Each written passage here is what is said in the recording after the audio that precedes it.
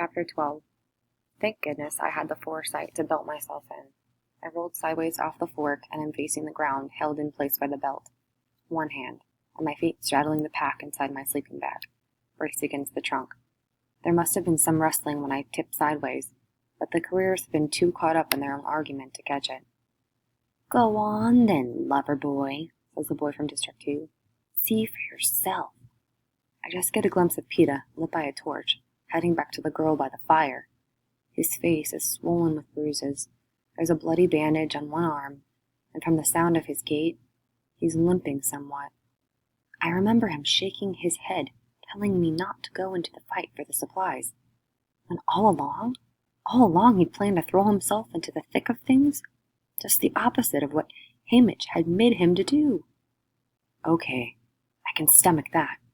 Seeing all those supplies was tempting, but this other thing, this teaming up with the career wolf pack to hunt down the rest of us? No one from District 12 would think of doing such a thing. Career tributes are overly vicious, arrogant, better fed, but only because they're the capital's lapdogs. Universally, solidly hated by all, those from their own districts. I can imagine the things they're saying about him back home now. And Peeta had the gall to talk to me about disgrace. Obviously, the noble boy on the rooftop was playing just one more game with me. But this will be his last. I will eagerly watch the night skies for signs of his death, if I don't kill him first myself. The career tributes are silent until he gets out of earshot, then use hushed voices. "Why don't we just kill him now and get it over with? Now let him tag along. What's the harm? And he's handy with the knife." Is he? That's news. What a lot of interesting things I'm learning about my friend Peeta today. Besides, he's our best chance of finding her. It takes me a moment to register that the her they're referring to is me. Why? You think she bought into that sappy romance stuff? She might have. Seemed pretty simple-minded to me. Every time I think about her spinning around in that dress, I want to puke. Wish we knew how she got that 11. Bet you Loverboy knows. The sound of Peeta returning silences them. Was she dead? Asked the boy from District 2. No, but she is now, says Peeta. And just then the cannon fires. Ready to move on? The career pack sets off at a run, just as dawn begins to break and birdsong fills the air. I remain in my awkward position, muscles trembling with exertion for a while longer, then hoist myself back onto my branch. I need to get down, to get going, but for a moment I lie there, digesting what I've heard. Not only is Peeta with the careers, he's helping them find me, the simple-minded girl who has to be taken seriously because of her 11, because she can use a bow and arrow, which Peeta knows better than anyone, but he hasn't told them yet. Is he saving that information because he knows it's all that keeps him alive?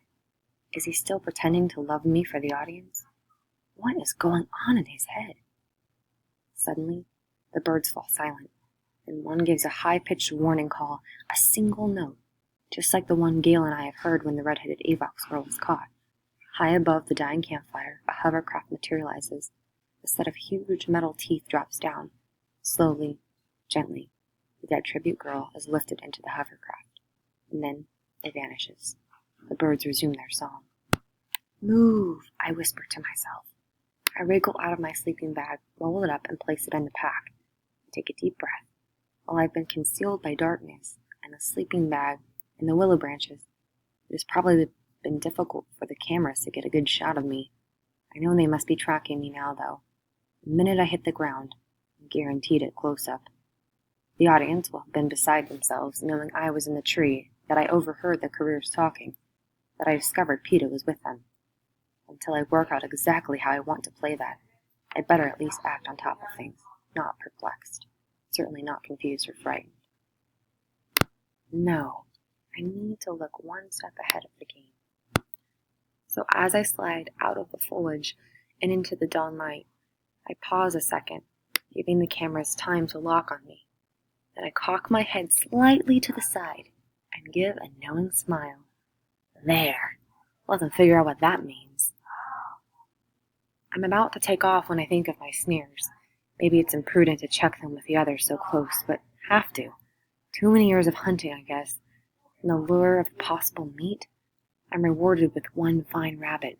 In no time, I've cleaned and gutted the animal, leaving the head, feet, tail, skin, and innards under a pile of leaves. I'm wishing for a fire. Eating raw rabbit can give you rabbit fever. The lesson I learned the hard way. When I think of the dead tribute, I hurry back to her camp. Sure enough, the coals of her dying fire are still hot. I cut up the rabbit, fashion a spit out of branches, and set it over the coals. I'm glad for the cameras now. I want sponsors to see I can hunt. And I'm a good bet because I won't be lured into traps as easily as the others will by hunger. While the rabbit cooks, I grind up part of a charred branch and set about camouflaging my orange pack. Black tones it down, but I feel a layer of mud would definitely help. Of course, to have mud, I need water. I pull on my gear, grab my spit, kick some dirt over the coals, and take off in the opposite direction the careers went. I eat half the rabbit as I go, then wrap up the leftovers in my plastic for later. The meat stops the grumbling in my stomach, but it does little to quench my thirst. Water is my top priority now. As I hike along, I feel certain I'm still holding the screen in the Capitol, so I'm careful to continue to hide my emotions. But what a good time Claudius Templesmith must be having with his guest commentators dissecting PETA's behavior, my reaction. What to make of it all? Has PETA revealed his true colors? How does this affect the betting odds? Will we lose sponsors? Do we even have sponsors?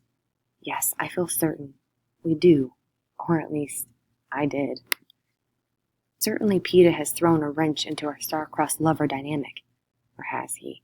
Maybe since he hasn't spoken much about me, we can still get some mileage out of it. Maybe people will think it's something we plotted together, if I seem like it amuses me now. The sun rises in the sky, and even through the canopy it seems overly bright. I coat my lips in some grease from the rabbit and try to keep from panting, but it's no use. It's only been a day and I'm dehydrating fast. I try and think of everything I know about finding water. It runs downhill, so in fact continuing down into this valley isn't a bad thing. If I could just locate a game trail or spot a particularly green patch of vegetation, these might help me along, but nothing seems to change. There's just a slight gradual slope, the birds, the sameness to the trees. And as the day wears on, I know I'm headed for trouble. What little urine I've been able to pass is dark brown. My head is aching and there's a dry patch on my tongue that refuses to moisten. The sun hurts my eyes, so I dig out my sunglasses. But when I put them on, they do something funny to my vision. So I just stuff them back in the pack. It's late afternoon and I think I found help. I spot a cluster of berry bushes and hurry to strip the fruit, to suck the sweet juices from the skins, but just as I'm holding them to my lips, I get a hard look at them. What I thought were blueberries have a slightly different shape, and when I break one open, the insides are blood red. I don't recognize these berries. Perhaps they are edible, but I'm guessing this is some evil trick on the part of the game makers. Even the plant instructor in the training center made a point of telling us to avoid berries, unless you were 100% sure they weren't toxic, something I already knew. But I'm so thirsty it takes a reminder to give me the strength to fling them away. Fatigue is beginning to settle on me now, but it's not the usual tiredness that follows a long hike. I have to stop and rest frequently, although I know the only cure for what ails me requires continued searching.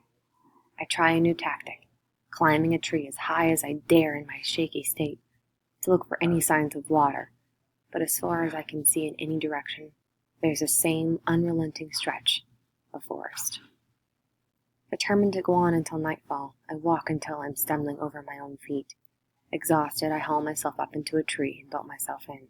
I've no appetite, but I suck on a rabbit bone just to give my mouth something to do.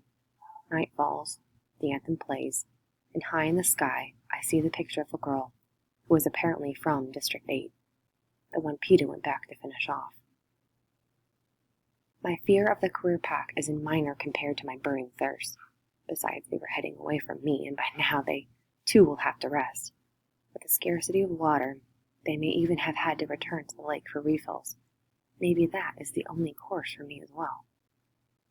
Morning brings distress. My head throbs with every beat of my heart. Simple movements send stabs of pain through my joints. I fall rather than jump from the tree. It takes several minutes for me to assemble my gear. Somewhere inside me I know this is wrong. I should be acting with more caution, moving with more urgency. But my mind seems foggy, and forming a plan is hard. I lean back against the trunk of my tree, one finger gingerly stroking the sandpaper surface of my tongue as I assess my options. How can I get water? Turn to the lake? No good, I'll never make it. Hope for rain? There's not a cloud in the sky. Keep looking. Yes, this is my only chance. But then another thought hits me, and the surge of anger that follows brings me to senses. Hamish! He could send me water, press a button and have it delivered to me in a silver parachute in minutes. I know I must have sponsors, at least one or two who could afford a pint of liquid for me. Yes, it's pricey, but these people, they're made of money, and they'll be betting on me as well. Perhaps Hamish doesn't realize how deep my need is. I say in a voice as loud as I dare, Water! I wait, hopefully for a parachute to descend from the sky, but nothing is forthcoming. Something is wrong. Am I deluded about having sponsors, or has Peeta's behavior made them all hang back? No, I don't believe it. There's someone out there who wants to buy me water. Only Hamish is refusing to let it go through. My mentor, he gets to control the flow of gifts from the sponsors. I know he hates me. He's made that clear enough. But enough to let me die? From this? He can't do that, can he? If a mentor mistreats his tributes, he'll be held accountable by the viewers, by the people back in District 12. Even Hamish wouldn't risk that, would he? Say what you will about my fellow traders in the Hob, but I don't think they'd welcome him back there if they let me die this way. And then where would he get his liquor? So, what? Is he trying to make me suffer for defying him? Is he directing all the sponsors toward Peeta? Is he just too drunk to even notice what's going on at the moment? Somehow I don't believe that, and I don't believe he's trying to kill me off by neglect either. He has, in fact, in his own unpleasant way, genuinely been trying to prepare me for this. And what is going on? I bury my face in my hands. There's no danger of tears now. I couldn't produce one to save my life. What is Hamish doing? Despite my anger, hatred, and suspicions, a small voice in the back of my head whispers an answer. Maybe he's sending you a message, it says. A message saying what? That I know. There's only one good reason why Hamish would be withholding water from me. Because he knows I've almost found it. I grit my teeth and pull myself to my feet.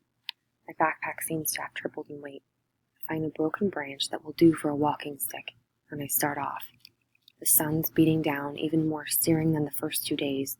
I feel like an old piece of leather drying and cracking in the heat. Every step is an effort. But I refuse to stop. I refuse to sit down. If I sit, there's a good chance I won't be able to get up again, but I won't even remember my task. What easy prey I am. Any tribute, even Tiny Root, could take me right now, nearly shove me over and kill me with my own knife, and I'd have little strength to resist. But if anyone is in my part of the woods, they ignore me. The truth is, I feel 1,000,000 miles from another living soul. Not alone, though. No, there's surely got a camera tracking me now. I think back to the years of watching tributes starve, freeze, bleed, and dehydrate to death. Unless there's a really good fight going on somewhere, I'm being featured. My thoughts turn to Prim. It's likely she won't be watching me live, but they'll show updates at the school during lunch. For her sake, I try to look as least desperate as I can. But by the afternoon, I know the end is coming. My legs are shaking and my heart too quick. I keep forgetting exactly what I'm doing. I've stumbled repeatedly and managed to regain my feet, but when the stick slides out from under me, I finally tumble to the ground, unable to get up. I let my eyes close. I've misjudged Hamish. He has no intention of helping me at all. This is all right, I think. This is not so bad here. The air is less hot, signifying evening's approach. There's a slight sweet scent that reminds me of lilies. My fingers stroke the smooth ground, sliding easily across the top. This is an okay place to die, I think. My fingertips make small swirling patterns in the cool, slippery earth. I love mud, I think. How many times I've tracked game with the help of its soft, readable surface. Good for bee stings, too. Mud, mud, mud. My eyes fly open and I dig my fingers into the earth. It is mud. My nose lifts in the air, and those are lilies. Pond lilies.